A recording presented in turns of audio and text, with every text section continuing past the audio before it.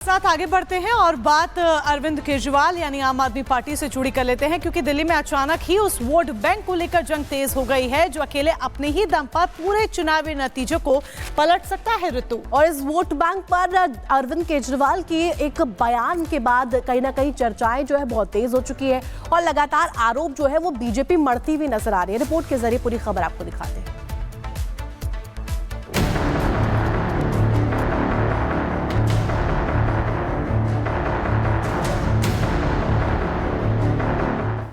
पहले रोहिंग्या, फिर घुसपैठिया, फिर शीश महल और अब पूर्वांचली। दिल्ली में सियासी दलों के मूड के साथ ही यहां के मुद्दे भी लगातार बदल रहे हैं।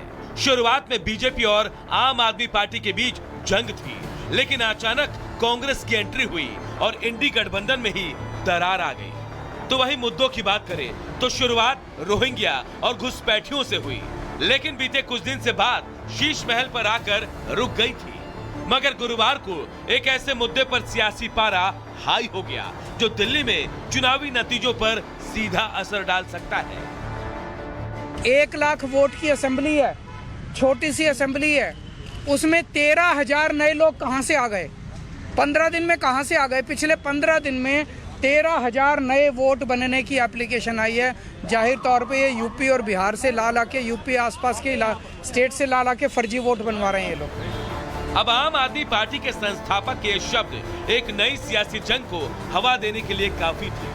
बीजेपी ने अरविंद केजरीवाल के इस बयान को सीधे सीधे पूर्वांचलियों का अपमान बता दिया। आपने हिम्मत कैसे किया पूर्वांचल के लोगों को, उत्तर प्रदेश बिहार के लोगों को फर्जी कहने का? 42% वोटर है अरविंद केजरीवाल, ध्यान से सुन लो। और ये लोग आज जो आपने ये बात कही है ना, इसका जवाब 5 फरवरी को देंगे।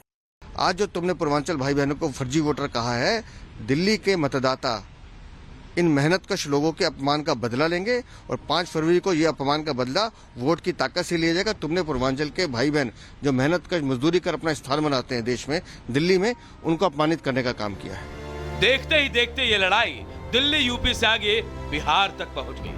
केंद्रीय मंत्री गिरिराज सिंह ने सोशल मीडिया पर एक पोस्ट शेयर करते हुए लिखा कि केजरीवाल जी जिस पत्तल में खाते हैं उसी में छेद करते हैं। जिन बिहारियों और पूर्वांचलियों ने उन्हें मुख्यमंत्री बनाया, उन्हीं को ये गाली देते हैं। बिहार के उप मुख्यमंत्री सम्राट चौधरी ने कहा कि पूर्वांचल के लोग अरविंद केजरीवाल को सत्ता से बाहर हटाने का काम करेंगे। दिल्ली के चुनाव में पूरा पूर्वांचल के लोग, उत्तर प्रदेश और बिहार के लोग केजरीवाल को सत्ता से बाहर हटाकर जो एक तरह से अराजकता और आपदा फैलाने वाले दिल्ली के पूर्व मुख्यमंत्री अरविंद केजरीवाल हैं, इनको सत्ता से बाहर करने का। बीजेपी का घेराव बढ़ता देख अरविंद केजरीवाल की पार्टी ने खुद का बचाव करने का मौका नहीं छोड़ा। भारतीय जनता पार्टी है वो हमेशा से यूपी, बिहार, पूर्वांचल के लोगों से नफरत करने का काम करती है, उनको अपमानित करने का काम करती है। दूसरी तरफ अरविंद केजरीवाल हैं जिन्होंने सबसे ज्यादा टिकट पूर्वांचल के लोगों को दिया। पूर्वांचल के गोपाल राय जी को मंत्री बनाया, मुझे सांसद बनाया। यूपी बिहार के वोट बैंक की कीमत दिल्ली में कितनी खास है, यह आम आदमी पार्टी और बीजेपी से अच्छी तरह कोई नहीं जानता। अब सवाल ये उठ रहा है कि केजरीवाल का ये बयान कहीं बहुत बड़ा नुकसान न साबित हो जाए। Bureau report, Republic Bharat. और इस बीच एक बड़ी खबर आपको बता दें, दिल्ली की सियासत से जुड़ी बड़ी खबर आ रही है, जहां आज दिल्ली में विरोध मार्च निकालेगी बीजेपी। पूर्वांचल सम्मान के नाम से मार्च निकालेगी बीजेपी। अरविंद केजरीवाल के बयान का विरोध यहां पर दर्ज करवाया जाएगा। मार्च की अगुवाई सांसद मनोज तिवारी करते हुए नजर आएंगे। तो देखिए, अब बीजेपी ने पुरजोर तरीके से जो विरोध की आवाज है वो उठा दी है। एक बयान अरविंद केजरीवाल का जिसको लेकर के बीजेपी पूरी तरीके से अब आम आदमी पार्टी को घेरते हुए नजर आएगी। आज इसको लेकर के विरोध मार्च की तैयारी बीजेपी की तरफ से, और नाम भी यहां पर पूर्वांचल सम्मान मार्च का दिया गया है। आपको बता दें, बयान के बाद लगातार बीजेपी यह आरोप लगा रही है कि यहां पर पूर्वांचलियों का अपमान किया गया है, जिस पर नई रार जो है अब वो छिड़ती हुई नजर आ रही है। पूर्वांचलियों का अपमान दिल्ली नहीं सहेगी, ये कहते हुए नजर आई। तो नामकरण को लेकर जमकर सियासत हो रही है। जी हां, दिल्ली की सियासत से जुड़ी खबर तो हमने आपको बताई। अब मध्य प्रदेश का भी रुख कर लेते हैं। मध्य प्रदेश में भी नाम बदलने को लेकर मांग की जा रही है और ये कोशिश की जा रही है कि जो पुरानी विरासत है ऋतु, उस पुरानी विरासत को लौटाया जाए। बिल्कुल, पुरानी विरासत को लौटाया भी जाए और उसको लेकर के किस तरीके से पुरजोर तरीके से सियासत हो रही है, इस रिपोर्ट के जरिए आपको दिखा देते हैं।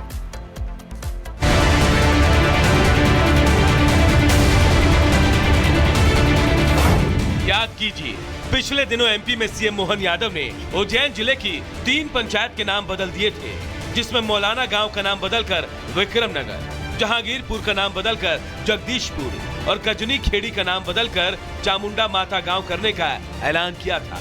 इसके बाद अब प्रदेश भर से ऐतिहासिक और सांस्कृतिक आधार पर करीब 55 जगहों का नाम बदलने की मांग हो रही है। दरअसल जिन शहरों से नाम बदलने की मांग हो रही है, उनके नाम हैं राजधानी भोपाल से 12, रायसेन से 12, उज्जैन से 5, विदिशा से 3, सीहोर और मंदसौर से 4 जगहों के नाम बदलने की मांग उठ रही है। सामाजिक और हिंदूवादी संगठनों का दावा है कि मुगल और नवाबों के समय कई गांवों और शहरों के नाम बदल दिए गए और अब इन्हीं जगहों को अब उनके पुराने नाम वापस मिलने चाहिए, जिससे उन इलाकों की पुरानी विरासत उन्हें दोबारा मिल सके। जहां आताताइयों ने ये कार्य किया है, जो धर्म स्थलों के नाम बदले गए हैं, उन धर्म स्थलों का नाम जैसे अहिल्या नगरी है, अहिल्याबाई होलकर ने बसाई है, तो इन नामों को बदलना चाहिए और इनका हम स्वागत करते हैं। इनकी हम मांग पुरजोर उठा रहे हैं। तो वहीं मोहन सरकार के मंत्री भी लोगों की इस मांग को जायज बता रहे हैं। कई जगहों के नाम को शर्मिंदगी से भरा बताते हुए शहरों और इलाकों के नाम बदलने की सिफारिश भी कर रहे हैं। देखिए, आदरणीय माननीय मुख्यमंत्री डॉक्टर मोहन यादव जी भी कह चुके हैं कि जो हमारी संस्कृति से मेल नहीं खाते हैं या जो हमारे लिए शर्मिंदगी के शब्द हैं, उनको हम हटाने का काम करेंगे। निश्चित रूप से माननीय मुख्यमंत्री जी का यह प्रयास अभिनंदनीय है। तो वही नाम बदलकर उस इलाके को जो उसका खोया हुआ पुराना वैभव वापस लौटाने की इस प्रक्रिया में अब कांग्रेस प्रदेश की मोहन सरकार पर ध्यान भटकाने और बांटने की राजनीति करने का आरोप लगा रही है। सब तरफ से जब नाकाम होते हैं तो सबसे अच्छा है कि इस तरह के विवाद खड़े कर दिए जाएं और मौलानाओं से तो उन्हें तकलीफ होगी और होना भी चाहिए, क्योंकि मौलानाओं का किरदार आज़ादी की लड़ाई में बहुत बड़ा रहा है और ये जिस संस्था से आते हैं उस संस्था का किरदार सब जानते हैं आज़ादी में क्या था। खैर, नाम बदलने की प्रक्रिया और मांग के बीच मोहन सरकार की प्रतिबद्धता इस बात को लेकर है कि आक्रमणकारियों के दौर में जिन इलाकों ने अपनी पहचान, अपना नाम खोया, उन्हें दोबारा से उनकी खोई हुई विरासत को लौटाया जा सके। Bureau report, Republic Bharat. और चलिए बढ़ेंगे आगे और अब बात करेंगे पाकिस्तान की, जिसकी एक मुलाकात के बाद सिट्टी पिट्टी गुल हो चुकी है और ये मुलाकात हुई है भारत के विदेश सचिव और तालिबान के विदेश मंत्री आमिर खान मुत्ताकी की। मोनिका, बिल्कुल, और इस मुलाकात ने पाकिस्तान की रातों की नींद उड़ा दी है। शहबाज सदमे में है कि आखिर भारत और तालिबान के बीच ये मुलाकात क्यों हुई, इस मुलाकात के क्या मायने हैं। बहरहाल जो मुलाकात हुई है उससे जुड़ी पूरी जानकारी आप जान लीजिए इस रिपोर्ट के जरिए, और कैसे इस मुलाकात ने पाकिस्तान के होश फख्ता कर दिए वो भी समझिए।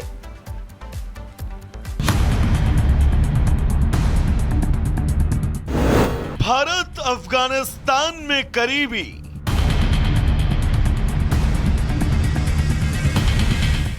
पाकिस्तान को क्यों लगी मिर्ची।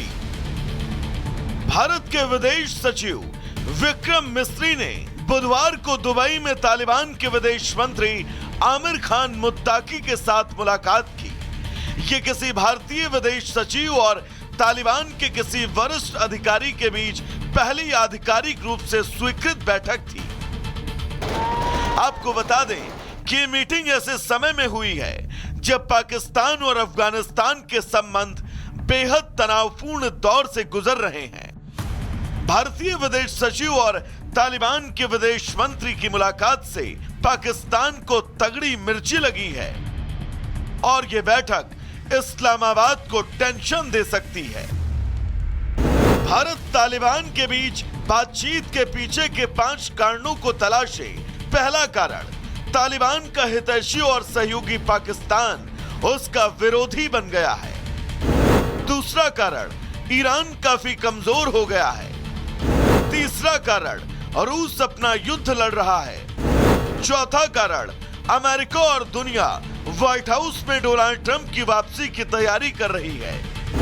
लेकिन सबसे महत्वपूर्ण ये पांचवा कारण है, जहां चीन तालिबान के साथ राजदूतों का आदान प्रदान करके अफगानिस्तान में अपनी पैठ बना रहा है।